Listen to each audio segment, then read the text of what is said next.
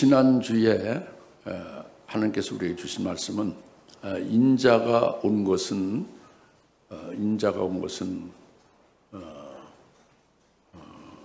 성기로 왔고 그리고 자기 몸을 대속제물로 주려고 오셨다. 이제 그렇게 말씀했죠. 이 말씀으로 지난주에 우리가 은혜도 받고 또 우리가 도전도 받게 됐죠. 왜 그러냐면은 원래 이 땅에 처음에 올 때에 자기가 다른 사람을 위해서 죽을 목적을 가지고 처음부터 애시당초 다른 사람을 위해서 죽으려 오셨다는 것 자체가 이게 어마어마한 말씀이잖아요. 그것이 도전이 된 거죠. 근데 오늘 또 주님은 제2차로 말씀하시는 것입니다. 인자가 온 것은 그 잃어버린 자를 찾고 그리고 그를 구원하는 것을 위해서 오셨다 그랬습니다. 이제 주님이 두 번째로 인자가 오신 것을 말씀하셨는데 잃어버린 자를 찾으러 오셨다. 잃어버린 자가 누구냐 하는 게 참 어렵죠. 그리고 구원하러 오셨다는데 구원이라는 것이 뭐 구원도 여러 가지가 있잖아요, 그죠? 딱 찍어서 구원이 무엇을 가리키느냐? 잃어버린 자를 찾아서 구원하신다는 게 뭘 말하냐? 나는 거기에 해당되냐 안 되냐? 뭐 이런 거잖아요, 그죠? 그래서 오늘 말씀을 잘 성령 의지해서 듣고 믿음을 받으셔서 은혜가 되시길 바라고, 지난주에 인자가 온 것은 첫 번째와 오늘 두 번째로 인자가 온 것은 두 번째 말씀이 어떻게 서로 관련이 되는가, 어떤 연속해서 우리에게 다 해당이 어떻게 되는가, 이런 것들을 오늘 잘 깨달으시고 은혜 받으시기 바랍니다. 그래서 이제 먼저 우리가 처음에 이제 인자가 온 것은 하고 말씀하신 그 말씀을 다시 한번 확실하게 정리해 보면은 인자가 온 것은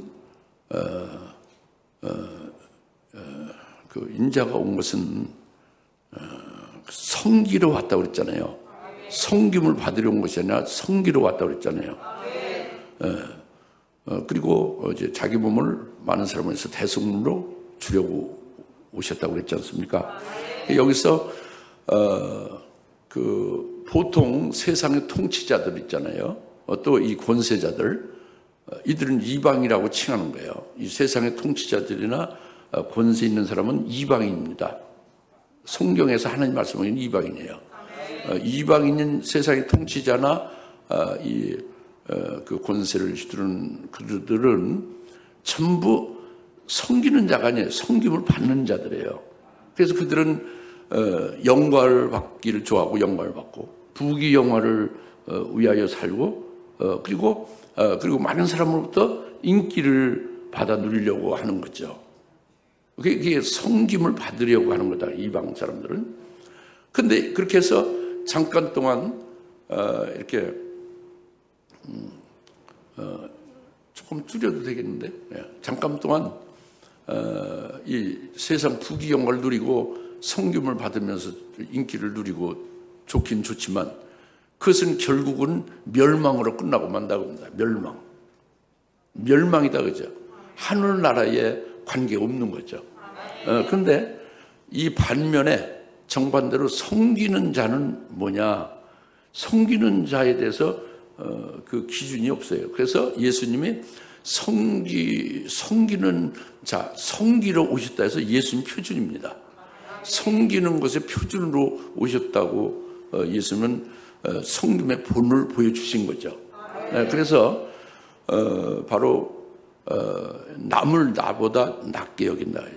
예수님의 하나님과 같은 본체가 하나님인데 종으로 낮아졌잖아요. 이렇게 해서 자기는 낮추고 남을 높이고 남을 나보다 낮게 여기는 것, 이게 섬기는 거다 겁니다. 그래가지고 그 남을 위해서, 남을 나보다 낮게 여기고 존귀하게 보니까 그들을 위해서 그들을 보살피거나 그들을 위해서 봉사하거나 사랑하거나 이제 이렇게 되잖아요. 이게 섬기는 거다 하고 예수님이 딱 섬기는 것을 가르쳐 주셨고 그렇게 섬기신 거예요.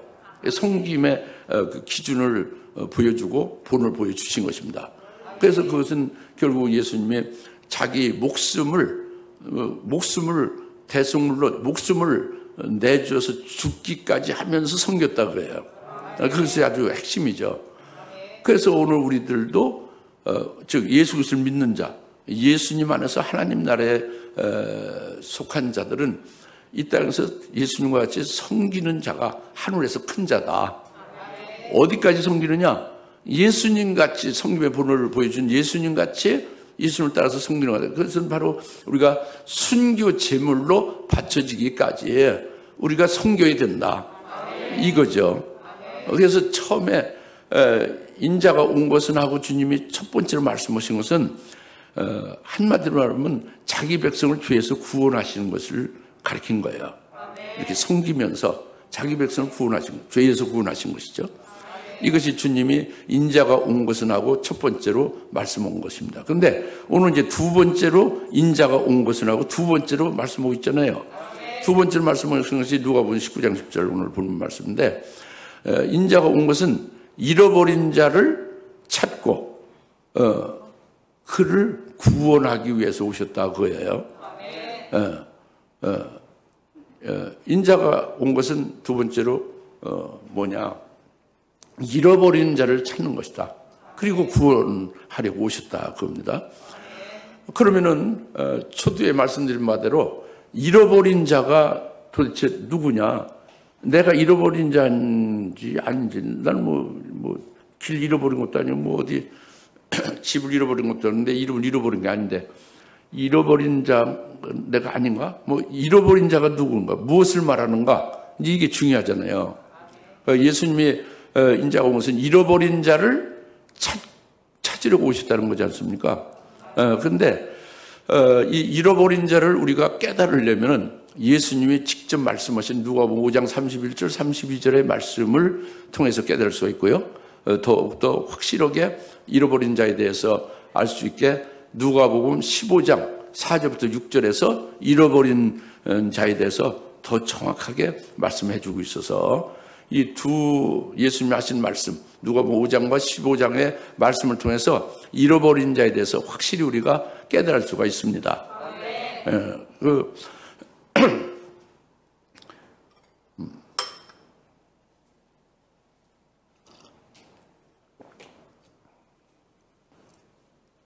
잃어버린 자를 누가복음 5장 31절 32절 예수님 말씀하신 것은 바로 뭐냐면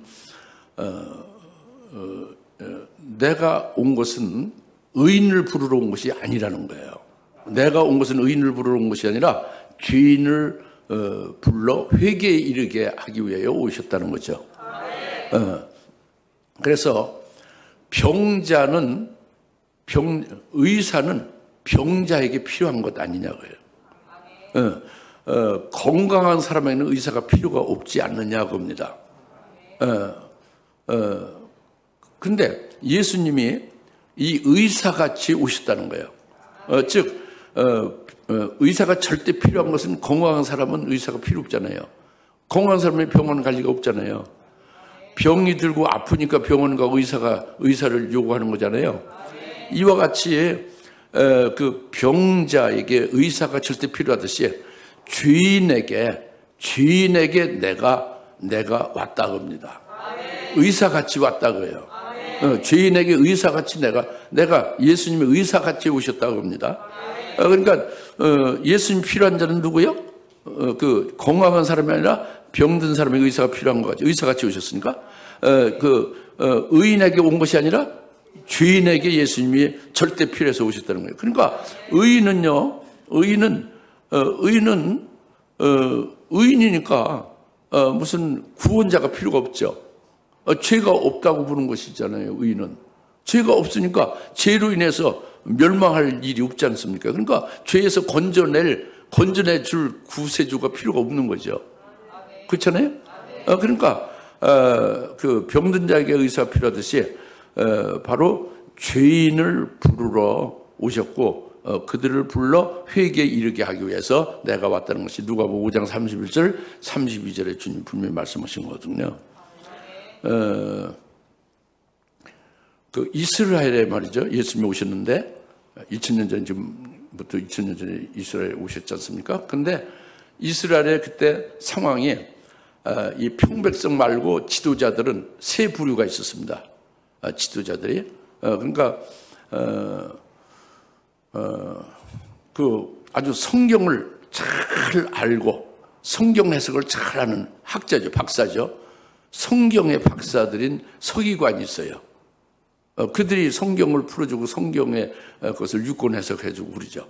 이런 서기관들이 있었고 또 한 부류는 아주 하나님 말씀 율법을 절대적으로 철저히 지키는 거예요. 아주 한자 뭐 한마디 한마디 절대적으로 하나님의 말씀 율법을 지켜서 행하는 거예요. 자기가 직접 그 기도를 못했으면 다른 사람을 품값을 주고 사서라도 자기 기도 못한 걸 채우기까지 하는 이렇게 철저히 율법을 지키는 하나님 말씀을 지키는 바리새인들이 있었습니다. 이렇게 서기관과 바리새인들 말고 그때 당시에 이스라엘은 하나님 앞에 율법에 정한 제사를 드리잖아요. 율법 제사를 드리지 않습니까? 율법 제사를 드릴 때에 그 율법 제사를 드릴 때에 대표로 그 백성들의 대표로 그 제사 드리는 대표가 누구냐면 대제사장이에요. 대제사장이 이제 대표로 하나님 앞에 율법 제사를 1년에 한 번씩 이제 지성소에 들어가서 드리고 이렇게 하지 않습니까? 그죠? 그래서 이스라엘에 예수님 오신 당시에 그 지도자들이 이렇게 세 부류라는 말이죠. 서기관, 바리새인, 대제사. 그런데 이 세 부류의 지도자들이 전부 하나같이 그들이 다 의롭다고 생각한 거예요. 죄가 없다고 생각합니다. 그래가지고 그들이 하나님을 열심히 섬겼죠. 하나님의 말씀을 철저히 지켰죠. 하나님을 사랑했죠. 그런데 정작 하나님의 아들이 오셨어요. 하나님의 아들이 하나님이잖아요. 하나님의 아들 하나님이 오셨어요. 임마누엘 했죠. 하나님의 아들 예수 그리스도 오셨어요. 근데 그 예수 그리스도를 거부한 겁니다. 믿지 않는 거예요. 하나님을 열심히 섬기면서도 하나님의 아들을 배척한 겁니다. 믿기는커녕 하나님의 아들 그 예수 그리스도를 무슨 이제 허물이 나타나지 않을까 해서 허물을 잡기 위해서 어떤 올무를 놓고 아주 궁리를 하는 거죠. 여튼 그런 식으로 하고 결국은 예수님을 붙잡아 결국 죽였지 않습니까? 그게 대제사장과 서기관과 바리새인들이에요. 그들은 메시아를 성경에서 얘기하는 메시아를 기다렸죠. 메시아가 오셔야 된다고 떠들고 고백하고 기도하고 그랬는데 메시아가 그리스도잖아요. 히브리어로 메시아고 헬라어로 그리스도 같은 말이죠. 하나님의 아들 예수가 그리스도거든요. 메시아거든요. 메시아가 없고 하나님의 아들 하나님이 오셨는데 하나님을 섬기는 하나님을 사랑하는 그들이 그 하나님을 거부한 거예요. 하나님의 아들을 거부하고 죽인 겁니다. 네, 무슨 말인지 알겠죠? 이게 사실이 성경에서 기록됐고 사실이죠. 그런데 이와 정반대로 이스라엘 백성 중에서 이스라엘의 최고로 아주 혐오자, 아주 죄인으로 제일 싫어하는 그것이 세 부류가 있습니다. 첫째 부류는 뭐냐면, 이스라엘이 예수님 오신 그 당시는 로마의 총독하에 로마의 통찰이 있었잖아요. 그래서 이스라엘의 백성들이 세금을 내잖아요. 세모금 뭐죠, 오늘날. 그 세리가 세금을 받아가지고 많이 떼어먹고 나머지 일부를 갖다가 로마에 바치잖아요. 그러니까 이스라엘 백성들이 세리를 보기만 하면 아주 민족의 반역자, 매국노, 아주 그냥 도둑놈, 최고로 죄인으로 여기는 거예요. 세리를. 그 세리는 부자죠. 세리는 뭐 아주 잘 살고 굉장하죠. 그래서 처녀들은 세리한테 시집가려고 하죠. 부자니까. 그런데 사회적으로는 지탄받는 죄인이란 말이죠. 매국노로 여기고 있었어요. 그게 첫째고요. 두 번째는 몸 파는 여자들입니다. 자기 몸을 팔아서 그러니까 그 창기와 같은 그런 경우를 아주 그 이스라엘 사람들이 아주 천하고 아주 죄인이다 해서 굉장히 혐오스럽게 생각했죠. 그게 두 번째고요. 그리고 세 번째로는 이스라엘 백성의 죄관이 분명히 죄를 지면 저주받는다 그거죠. 그래서 그 저주받은 자 중에 최고의 저주가 문둥병이라고 아는 거예요. 그게 문둥병이 걸리면 아주 돌을 던져요. 죄를 얼마나 크게 져서 저주를 얼마나 크게 받아 저주 중에 저주를 받아서 아주 재수없다고 해서 돌 던지고 막 그냥 피해서 욕하고 이렇게 피하거든요. 문둥병자를 보면 이것이 이스라엘의 세 가지 죄인, 세 부류의 죄인들을 그 당시에 그렇게 꼽았어요. 그러니까 다시 말하면 세리와 창기와 또 문둥병자다 그겁니다. 그런데 예수님이 이제 공생의 사역을 하실 때에 이 바로 세리와 창녀와 그리고 문둥병자들이 전부 예수님께 몰려온 거예요. 그래서 예수님께 와서 우리에게 자비를 베푸소서, 주여 우리를 불쌍히 여기소서, 우리는 죄인입니다 하고 고백하는 거예요. 회개하는 거예요. 그래가지고 그들이 고침을 받는 거고, 그들이 예수님을 영접하고 그들이 죄산 받고 구원을 받게 됐죠. 할렐루야. 이제 이 아주 굉장히 이상한 현상이죠. 그러니까 성경대로 성경도 잘 알고 성경대로 잘 지키고 행하고 모든 백성들의 대표로 대제사장 같은 사람은 예수님을 배척하고 죽였는데, 오히려 죄인이라고 하는 사람들이 예수님께로 나왔고 그들이 예수님으로부터 위로를 받고 병고침을 받고 그들이 구원받고 회개하고 제사받았다고 합니다. 이것이 인자가 온 것은 잃어버린 자를 찾고 그들을 구원하기 위해서 오셨다고 하죠. 누가복음 5장 31절 말씀에 내가 온 것은 의인을 부르러 온 것이 아니라 죄인을 부르러 왔다. 의사가 병든 자에게 필요하듯이 죄인에게 내가 필요해서 그들에게 왔다. 이 말씀이거든요. 그러니까 지금 제가 말씀드린 것은 잃어버린 자를 지금 깨닫자는 거예요. 그리고 좀 더 이제 더 정확하게 깨달으려면 누가복음 15장 4절부터 6절에 또 예수님께서 비유로 정확하게 잃어버린 자가 누구며 그 잃은 자가 누구다. 잃어버린 자가 누구를 가리키는 거다 하고 그들의 또 그 잃어버린 자에 대해서 주님이 그들을 찾고 아주 찾을 때까지 끝까지 찾으신 주님이다. 이것을 계시를 누가복음 15장 4절부터 6절에 하고 있죠. 그래서 이제 우리가 누가복음 15장을 보면 잘 알 수가 있어요. 예수님 인자가 온 것은 잃어버린 자를 찾고 구원케 하려 함이라. 잃어버린 자가 누구냐? 잃은 자가 누구냐? 내가 거기에 해당이 되냐 안 되냐? 해당이 될 수도 있고 안 될 수도 있는 거예요. 그걸 깨달아야 되겠죠. 그러니까 누가복음 15장을 통해서 확실히 깨닫자고 합니다. 그런데 거기서 중요한 것은 누가복음 15장 1절에서 2절입니다. 뭐냐면 그 세리와 죄인들이 예수님께 말씀을 들으러 예수님께 오신 거예요. 예수님께 온 거예요. 세리와 죄인들이 예수님께 왔다는 거예요. 이게 중요한 거예요. 그런데 2절에서는 바리새인과 서기관들이 이것을 보고 어찌 예수님이 죄인들과 함께 음식을 먹으며 그들과 어찌 함께 하느냐? 세리와 죄인들하고는 구별해서 아주 절대 같이 있을 수 없는데 예수님은 같이 그들과 같이 함께 음식도 뭐 같이 함께 하고 있다고 합니다. 그러니까 비방하고 비난하는 거죠. 불평하고 비난했다고 그랬습니다. 이것을 보고 예수님이 비유로 말씀한 거예요. 무슨 비유냐? 잃은 양의 비유를, 잃어버린 자에 대해서 가르쳐주는 비유를 한 거다고 합니다. 그게 누가복음 15장 4절부터 6절 말씀이죠. 그것이 뭐냐면 회개할 것이 없는 99명보다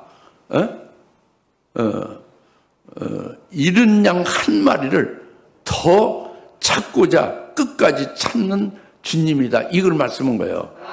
아주 간단히 말씀드리면 99마리 양보다 잃어버린 한 마리 양을 더 찾고자 끝까지 찾는다. 이거 비유를 말씀을 누구한테 했느냐? 세리와 죄인들은 예수님께 말씀을 들어왔죠. 또 바리새인 서기관도 거기 있죠. 그 예수님 비방하고 불평하고 있죠. 이들에게 지금 말씀한 거예요, 비유로.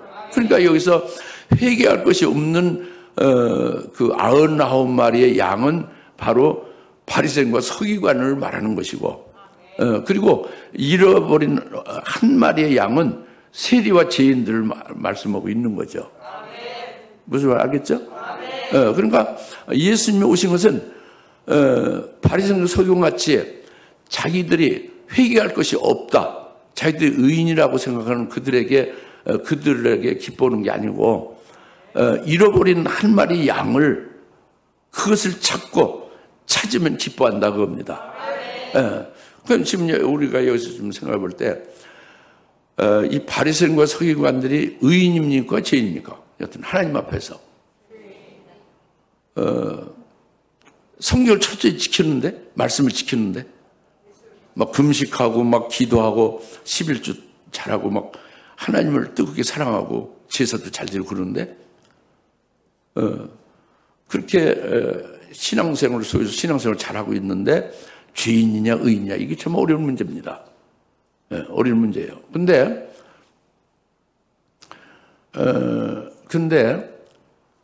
여기서 확실히 우리가 알 수 있는 것은 하나님이 딱 선언한 거예요. 이 세상에 의인은 없나니 하나도 없다는 거예요. 의인은 오직 예수님이 한 분뿐이 없다는 거예요. 그리고 하나님의 아들, 하나님이 이 땅에 오신 거잖아요. 바로 그분은 아담의 후손이 아니지 않습니까? 성령으로 처녀에게서 그 처녀의 몸을 빌어서 성령으로 잉태해서 말씀이 육신을 입고 오신 거잖아요. 그분은 하나님이 그 의인이죠. 그리고 그 모든 사람은 의인은 없다는 것이 하나님이 선언한 거예요. 의인은 없으니 하나도 없다고 합니다. 그러면 바리새인과 서기관과 대제사장이 의인이요 죄인이요? 의인은 없다고 했으니까 의인이 아닌 거예요. 죄인이죠, 그죠? 그런데 자기들은 의롭다고 하는 거죠. 자기는 의인이라고 하는 거예요. 바리새인들이 의인이라고 하죠, 실제로. 자기들이 의인이라고 합니다. 또 다른 사람들이 의인으로 여기고 있어요. 그리고 서기관도 의인으로, 대제사장도 의인으로 그렇게 여기고 있어요. 그러니까 예수님을 배척하고 거부하고 예수님을 잡아 죽였잖아요. 그러면 이것은 자기들 스스로 의인이라고 한 것인가 잘못된 거죠. 하나님 주인이라고 한 거죠. 이것에서 확실히 그들은 의인이 아니라는 거예요. 자기가 스스로 의인이라고 하는 거지 죄인이다 합니다. 죄인이 분명해요. 오히려 죄인이라도 그들은 오히려 자기들의 그 생활이나 자기들의 그 행위로 인해서, 신앙 행위로 인해서 의롭다고 오히려 뽐내면서 더 주장하는 거, 그거 자체가 더 가증한 거죠. 더 가증한 죄인이라는 거지. 죄인 중에서 더 가증하다 그래요. 이제 이렇게 우리가 볼 수가 있는 거예요, 성경적으로. 그런데 세리와 죄인들은 어떻습니까? 세리와 죄인들은 예수님께 와서 우리는 죄인이다 그거예요. 죄인을 고백을 하는 거죠. 우리는 당신이 우리에게 자비를 베풀지 않으면 우리는 살 수가 없습니다. 우리를 구해달라는 거죠. 이 묻는 표현이 구해달라는 거예요. 자비를 베풀어 달라는 거예요. 세리와 창녀가 막 울며 자비를 베풀어 달라는 거잖아요. 죄인이니까. 회개하고 절대 주님이 필요하다는 거예요. 그러니까 이들은 죄인이지만 이들은 주님께서 그들을 찾으시는, 잃어버린 자로 비유한 것 같이 잃은 양 한 마리를 찾은 거죠. 그들이 예수를 영접하고 제사받고 후원을 받게 되고 병도 고침받고. 할렐루야. 이제 이것이 잃은 양 비유를 확실하게 예수님이 말씀하고, 잃어버린 양에 대해서 인자오서 잃어버린 양을 찾으러 왔고 그를 찾아서 구원시키려고 왔다는 말씀을 오늘 우리가 이제 깨닫는 건데, 여러분, 여하튼 잃어버린 양이 누군지 깨달아지죠? 확실해지죠? 이게 굉장히 중요한 겁니다. 잃어버린 양이냐 아니냐 하는 거. 그리고 이제 좀 더 이제 더 진전돼서 잃어버린 양들의 그 중심, 마음 중심과 그 모습이 어떠하냐 하는 걸 또 예수님이 우리에게 가르쳐 주는 거죠. 잃어버린 양들은 이러한 중심을 가지고 있다. 잃어버린 양들은 이러한 그런 중심에서 이러한 모습이 나타나고 있다. 그들의 그 중심과 그 사람의 그 잃어버린 양들의 중심과 모습을 우리에게 가르쳐 주는 게 누가복음 19장에 누가복음 19장에 나오죠. 18장에 나오죠. 삭개오 사건 다음에. 예? 누가복음 18장 9절부터 14절에 나옵니다. 그러니까 이제 그 대조적으로 잃어버린 양의 그 신앙 중심, 그 사람의 중심과 그 모습을 예수님이 우리에게 가르쳐 주는데, 그 잃어버린 양의 그 중심 그 전에 대조적으로 바리새인과 서기관에 대해서 먼저 대조적으로 먼저 가르쳐 주고 있어요, 예수님이. 그것이 뭐냐면 그 11절에서 바리새인과 서기관들이 바로 이와 같다. 11절, 12절이 이제 말씀을 주님이 하시면서 이와 같다 그래요. 그것이 뭐냐? 그들의 신앙, 그들의 중심과 그들의 사람의 그 중심과 그들의 그 모습이 이와 같다는 거죠. 그것이 뭐냐면 하나님의 성전에 와서 그들이 기도를 한다. 그들이 속에 있는 대로 기도하는 거예요. 그들이 기도하는데 어떻게 기도하느냐? 나는 불의하지 않고 불의와 착취, 빼앗는 것, 착취, 또 간음, 한 자와 같지 않다. 그걸 감사한다 그래요. 나는 불의하지 않고 착취하지 않고 간음하지 않음으로써 불의한 자와 착취한 자와 간음한 자와 같지 않음을 감사합니다. 그리고 또 나는 저들 그 죄인인 세리와 같지 않음을 감사하다 그래요. 그러니까 그 전에 주님께서 말씀하시되 바리새인과 서기관들은 스스로 의롭다고 굳세게 믿는다고 해요. 스스로 의롭다고. 그리고 자기들은 의롭다고 하고 남을 멸시하는 자들이니 그들이 바로 성전에 와서 어떻게 기도하느냐? 나는 불의와 착취와 간음하지 않은 자가 간음하는 자 같은 자가 아닌 게 됐어. 또 세리와 같지 않은 자가 됐으니 그것이 고맙고 감사합니다. 이렇게 기도한다 해요. 그리고 나는 일주일에 딱 2번씩 금식을 철저히 하고 또 11주를 꼬박꼬박 하나님 앞에 드렸습니다. 이거예요. 이렇게 기도를 한다고 합니다. 이것이 그들의 아주 중심이고 그 중심에서 나오는 그 기도다 그겁니다. 그래서 그 결과는 어떠냐? 결과는 하나님께서 예수님 말씀하기를 하나님께서 그들은 의롭다함을 받지 못했다. 하나님께로부터 의롭다함을 받지 못했으니 그들은 하나님께 연락이 안 됐다는 거예요. 근데 하나님의 연락이 안 됐으니 그들은 결국 어떻게 된 거예요? 그럼 구원에 이르지 못한 거죠. 예. 그들이 의롭다함을 받지 못한 건 하나님께로부터 떨어져 나간 거다 봅니다. 예. 그런데 이제 13절, 14절인가 이제 세리에 대해서 그 잃은 양을 세리로 말씀한 거예요. 잃은 양 세리에 대해서 그의 중심과 그의 모습이 어떠함을 또 예수님 말씀을 한 거예요. 우리에게 가르쳐 준 거죠.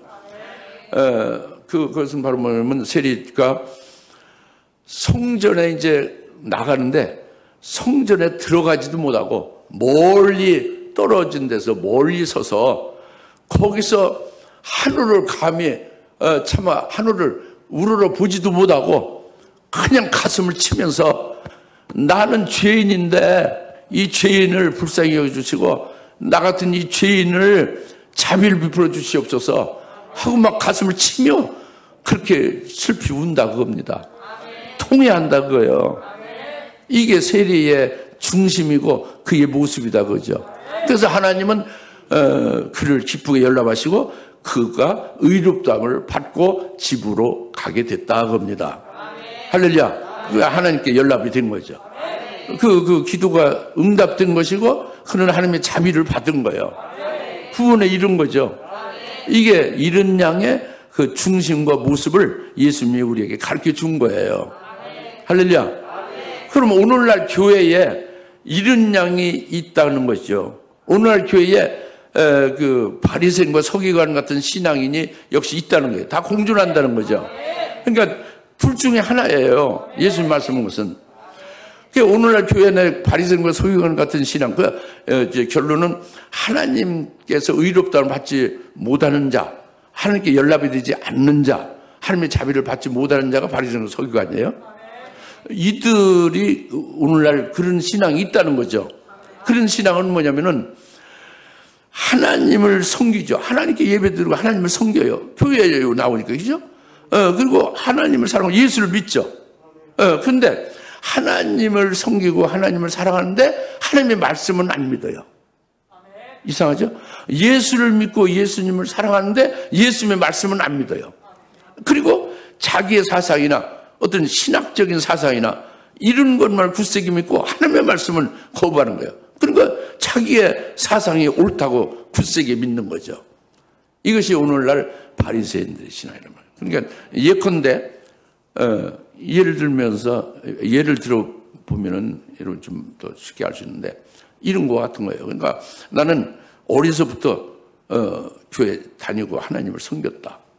그리고 주일 성수 잘하고 기도하고 헌금도 잘 내고 그 봉사도 많이 했다. 그렇기 때문에 그것을 인해서 나는 복을 받았고 나는 구원받은 자다. 이렇게 여긴단 말이에요. 그런 경우는 가만히 보면은요, 그 중심에는 하나님의 은혜가 안 보이는 거예요. 하나님이 자기를 이끌어서 사랑해서 은혜로 이끌어 주시는 것은 하나도 안 보이고 자기의 의만 보여요. 자기가 신앙생활 잘한 거, 어려서부터 지금 잘한 거, 헌금 내고 기도하고 뭐 한 거, 이것만 나타나니까 자기 의만 나타나지 하나님의 의가 보이지 않는 거죠. 이게 교회 안에 바리새인과 서기관 같은 신앙입니다. 깨달아집니까? 그러나 역시 교회 안에 반면에 잃어버린 자의 그런 신앙도 있다고 합니다. 하나님이 기쁘게 연락하는 신앙도 있다고 해요. 그건 잃어버린 자예요. 그들을 하나님 예수님이 찾고 그들을 구원하시는 것이 인자가 온 것은 그것을 위해서 오셨다고 그랬잖아요. 그렇죠? 그러니까 잃어버린 자의 그런 교회 안에 그런 잃어버린 자의 그런 그 신앙이 있다는 것은 이것은 앞에 그 바리새인 서기관 정반대 신앙이죠. 그러니까 나는 오늘 나의 나된 것은 아주 100% 하나님의 은혜로 내가 지금 존재하고 여기까지 온 거다. 이렇게 먼저 고백이 되는 거예요. 난 머리부터 발끝까지 살펴보니 나는 무능하기 짝이었고 부족하기 짝이었고 나는 머리부터 발끝까지 뭐 잘난 것보다 죄인이다 나는. 그 참 아주 내가 원치 않는 악한 것이 나도 원치 않는 게 이게 나온다. 그래서 나는 온전치 못하고 악한 자고 죄인이다. 이렇게 딱 자기가 그렇게 알고 인식하고 그렇게 고백하면 이것은 잃은 자예요. 잃은 자의 중심입니다. 잃은 자의 신앙이에요. 교회 안에. 주님은 그를 연락하시고 그를 자비를 베풀고 그에게 함께 하시는 거죠. 할렐루야. 그리고 오직 하나님의 의로 하나님의 사랑으로 자기가 존재하는. 그러니까 나는 절대로 하나님 말씀만을 믿고 오직 하나님의 자비만이 내가 살 수 있는 전부다. 그러니까 하나님의 자비가 없으면 난 살 수 없다. 이렇게 나오는 거예요. 그래서 나는 전적으로 예수님을 의지할 수뿐이 없습니다. 이제 나는 늘 그래서 내 자신이 주인이니까 하나님 앞에 내 자신을 살피면서 회개도 하고 나의 부족을 그 하나님 앞에 의뢰하면서 늘 하나님의 자비와 은혜를 이제 구하는 자다. 이제 이렇게 해서 주님만 의지한다고 합니다. 이런 중심에 딱 서면은 주님은 잃어버린 자로 그렇게 주님은 여기시고 그를 기쁘게 연락하시고 그에게 은총과 함께 하시는 역사가 있는 거죠. 우리 교회 안에 그렇다고 합니다. 그러니까 이제 지금 오늘 말씀하시는 뭐냐면 우리가 주님이 인자가 온 것은 잃어버린 자를 찾으러 오셨다고 그랬잖아요. 바리새인과 서기관 같은 그런 그 의인을 부르는 게 아니라고 했잖아요. 공황한 자를 의사가 필요 없듯이 죄인이 아닌 의롭다고 여기고 예수님 필요 없다는 자를 어거지로 주님이 오셔서 나 믿지 않으면 너 그냥 안 논다 뭐 이렇게 협박하러 오신 게 아니란 말이에요. 인자가 온 것은 잃은 자를 찾고 구원하기 위해서 오셨다는 말씀이니, 사랑하는 여러분들, 저와 여러분들이 잃어버린 자에 속해 있어야 된다는 거죠. 우리가 잃은 자에 해당되어야 된다는 거예요. 이걸 깨달으라는 거죠. 그래서 복된 자가 되라는 것입니다. 오늘날 그러면 잃어버린 자가 아니고 마치 바리새인과 서기관 같은 신앙의 교인이 있다는 얘기 없다는 얘기요? 많이 있다는 얘기예요. 많다는 얘기예요. 그러니까 주님이 인자가 온 것은 잃은 자를 찾고 구원에 이르기 위해서 왔다. 오늘 우리가 내가 잃은 자의 주님이 말씀하시고 그 잃은 자의 중심과 모습을 말씀하신 내가 거기에 딱 맞습니다. 딱 제가 해당됩니다. 저는 주님만이 절대 필요한 자입니다. 하고 나오는 자가 될 수 있기를 바랍니다. 예, 그것이 우리가 할 일이에요. 이게 하나님의 또 이제 은총이고 복을 우리가 받는 것이잖아요. 이제 중요한 것이 이제 마지막으로 있는데 요한복음 6장 39절 40절에 이 말씀 참 중요합니다.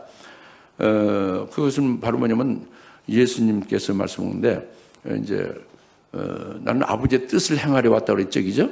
그러면서 아버지께서 내게 주신 자를 하나도 잃어버리지 않고 마지막 날에 다시 살리는 것이라고 그랬잖아요.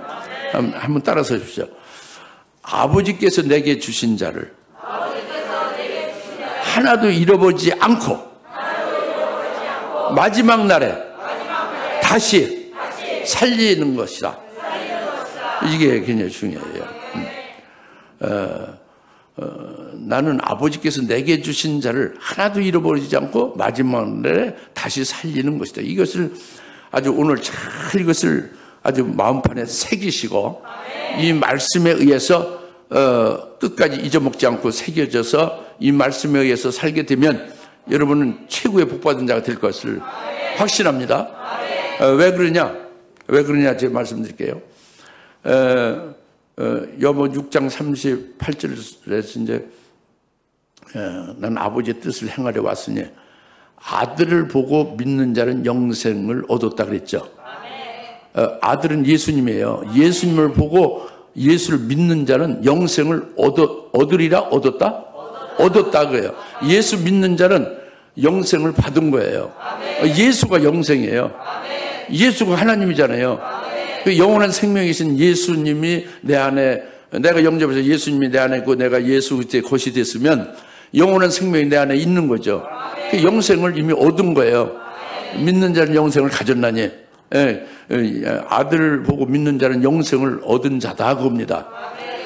이렇게 예수를 믿고 영생을 얻은 자는 이것이 잃어버린 자를 찾고 구원을 받은 거예요. 두 번째 인자가 온 목적이 이루어진 게 아들을 보고 믿는 자가 영생을 얻은 게 잃은 자를 찾고 구원하신 거예요. 이게 아들을 보고 믿어서 영생을 얻은 자입니다. 알겠습니까? 이것이 이제 예수님이 인자가 오신 목적이 이루어진 게 아들을 보고 믿는 자는 영생을 얻었다는 게 이루어진 거예요. 우리가 예수 믿고 영생 얻은 것은 인자가 온 것의 두 번째 그 오신 이유가 우리에게 이루어진 거죠. 아시겠어요? 근데 호담이 중요합니다. 아버지께서 내게 주신 자를 그렇게 말씀했죠. 그 아버지께서 내게 주신 자는 바로 그 앞에 잃어버린 자를 찾아서 구원시킨 게 아버지께서 내게 주신 자예요. 잃어버린 자를 예수님을 믿어서 영생을 받았잖아요. 그렇죠? 이들이 아버지께서 예수님께 주신 자다고요. 아버지께서 내게 주신 자는 잃은 자를 찾아서 그들을 구원을 시켜줘서 그 예수를 믿고 영생을 받은 자가 아버지께서 내게 주신 자다 그겁니다. 믿어지죠? 그 아버지께서 내게 주신 자, 즉 예수 믿고 영생을 받은 자, 그 아버지께서 내게 주신 자를 하나도 잃어버리지 않고 마지막 날에 다시 살린다는 거예요. 그러면 여기서 여러분 이상하죠? 나는 굉장히 이상하던데. 아니, 아들 보고 믿는 자 영생을 얻었다면 벌써 살아났잖아요. 이미 살아났는데 또 그들을 한 사람 잃어버리지 않고 마지막 날에 또 다시 살린다니까. 이미 살았는데 뭘 또 다시 살리냐고요. 앞뒤가 안 맞는 것 같잖아요. 그죠? 그쵸? 그래, 안 그래요? 읽어보면 이상하지. 근데, 그냥, 그 표면적으로 읽으면 이상하지만 그 속뜻을 깨달으면 이상하지 않습니다. 뭐냐면, 인자가 온 것은 이런 자를 찾고 구원하려 오셨다 해서 예수를 믿고 영생을 받았어요. 그 아버지께서 내게 주신 자로 예수님을 받아가지고 있죠, 우리를. 예수님 우리를 받아가지고 있으면 우리를 한 사람도 잃어버리지 않고 이후에 잘 배도 타락하지 않고 우리가 떨어지지 않고 이렇게 한 사람도 잃어버리지 않고 마지막 날에 다시 살리는 것은 이미 아들을 믿고 예수를 믿고 영생을 얻은 살아난 자가 다시 산다는 것은 그 영생을 또 얻는다는 뜻이 아니라 마지막 날에 다시 산다는 것은 예수님 재림 때가 마지막 날이에요. 예수님 재림 때에 다시 살리리라는 것은 부활시킨다는 거예요. 예수님 재림 때에 부활시킨다는 거예요. 아버지께서 내게 주신 자, 즉 잃은 자를 찾아서 그 구원시켜 영생을 얻게 된 그리스도인들을 하나도 잃어버리지 않고 끝까지 잘 보존시키다가 주님 재림 때에 첫째 부활의 영광으로 부활시키리라고요. 이게 아버지께서 내게 주신 자를 한 사람도 잃어버리지 않고 마지막 날에 내가 다시 살리리라 이 말씀입니다. 마지막 날 주의 재림 때 다시 살린다, 부활시킨다고 합니다. 부활시킨 부활체로서 주님과 함께 이제 열매를 생명으로 또 다시 살 수 있는 복도 있고 부활의 영광으로 영원히 기뻐하며 찬송하며 영생을 누리는 것도 되고 그것이 마지막에 다시 살리는 게 부활한다는 게 핵심이에요. 할렐루야. 잘 믿어지죠? 그게 이제 모순이 안 되는 거예요. 아버지께서 내게 주신 자를 하나도 잃어버리지 않고 마지막 날에 다시 살리리라. 이것이 이제 깨달아진 겁니다. 믿어지죠? 그런데 이제 중요한 것은 어떻게 하나도 잃어버리지 않느냐고요. 지금 얼마나 미혹하고 신앙생활 하다가도 알고 이제 떨어져 나가고 뚝뚝 떨어져 나가고 막 타락하고 그러죠. 앞으로 적그때 거짓 선자 나타나서 확 그냥 미혹해서 전부 다 배도해서 음녀 바벨이 돼가지고 이제 불타지는 그런 게 요한계시록 미리 될 것을 예언을 하고 우리가 알고 있지 않습니까? 잃어버리진다고요. 타락한다고요. 배도된다고요. 그런데 아버지께서 내게 주신 자를 하나도 잃어버리지 않고 마지막에 다시 살린다는 것은 한 사람도 떨어져 나가지 않고 배도하지 않고 타락하지 않게 하신다는 거거든요. 어떻게 그렇게 하실 수 있느냐? 이것은 바로 보리빵 5덩어리를 주셔서 그것을 먹게 함으로써 먹은 자들에 대해서 하나를 잃어버리지 않고 마지막에 살린다고요. 보리빵 5덩어리를 먹으면, 즉 믿으면 보리빵 5덩어리를 그건 생명의 빵이에요. 일반 보리빵이 아니고 그 보리는 모든 곡식 중에 처음 익은 곡식이 보리잖아요. 모든 사람 중에 제일 먼저 부활하는 게 누구요? 부활의 첫 열매가 예수님이죠. 예수님의 보리예요. 이제 그래서 부활의 첫 열매가 된 예수님의 보리인데 첫 곡식인데 부활의 첫 열매인데 그 예수님 같이 주님이 재림할 때 예수님 같이 부활하게 할 말씀이 보리빵이다 합니다. 생명의 빵이다 해요. 주의 재림 때 첫째 부활케 될 진리의 말씀이 생명의 빵인 보리빵의 진리다 합니다.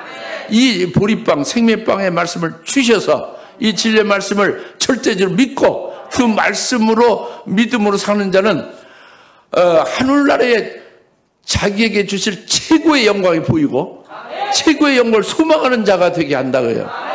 그러니까 그 세상에 적그리스도나 거짓은 아무리 미혹해도 세상에 옥망물 줘도 하나도 마음이 그게 미혹되지 않죠.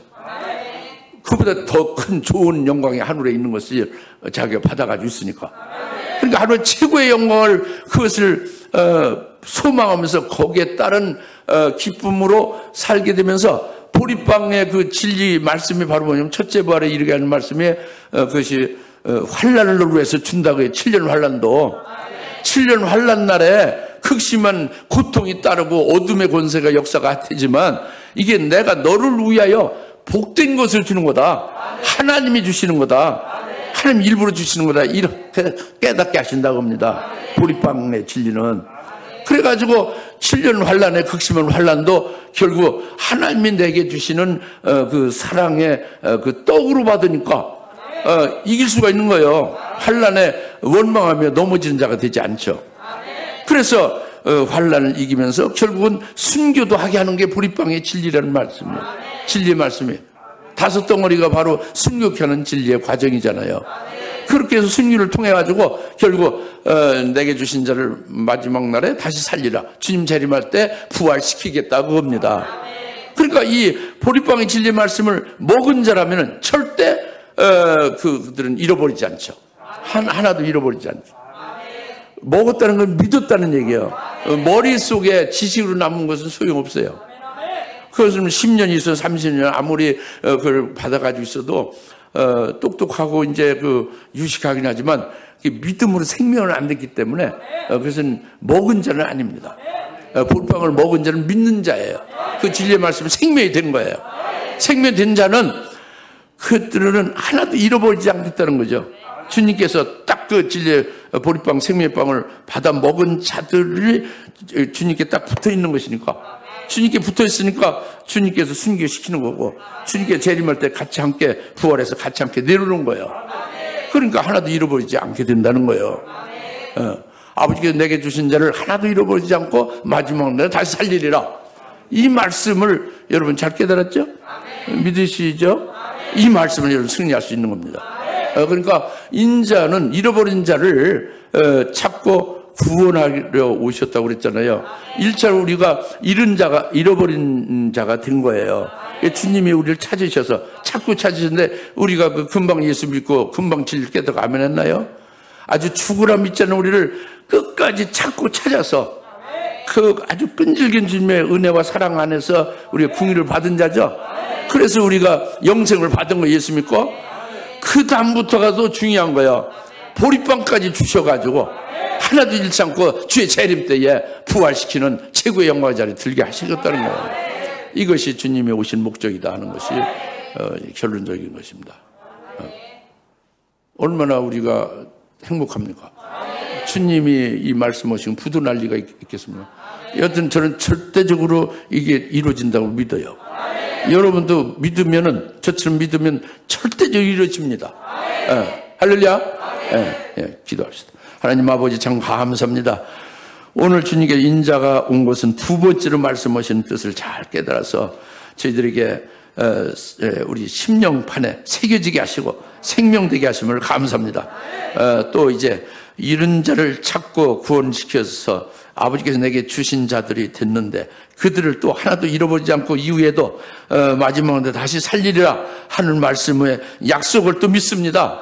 이것으로 인해서 소망이 되고 이것으로 인해서 힘이 되고 이것으로 인해서 이기는 자가 되게 하심을 믿습니다. 감사하며 예수님의 이름으로 기도합니다. 아멘. 이제는 속히 재림하실 예수 그리스도의 은혜와 하나님 아버지의 극진하신 사랑하심과 성령님의 감화 감동 내주셔서 충만하심이 오늘 인자가 온 것은 잃은 자들을 찾고 구원하시는데 특히 마지막 날 다시 살리는 진리를 깨닫게 해주셔서 기쁨이 되고 소망이 되게 하신 주님께서 이와 같이 주신 것을 믿고 기뻐하며 간직하는 여기 모든 주님의 사랑 권수들 머리 위에 지금으로부터 영원토록 함께 있을지어다. 아멘.